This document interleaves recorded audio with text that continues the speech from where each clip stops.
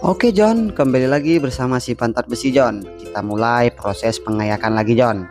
Ini adalah asbak rokok termahal kita di dunia John, karena asbak rokoknya harganya 1 M lebih dan dibawa oleh operator yang handal yang paham teori pengayakannya John. Kita spill hasil hari ini sudah mulai kelihatan ya John, biji-biji emasnya. Ini si Ujang bahagia banget. Ya siapa yang nggak bahagia ya John? Es kena air, sudah pasti cair. Ikutin terus video ini. Salam satu dula.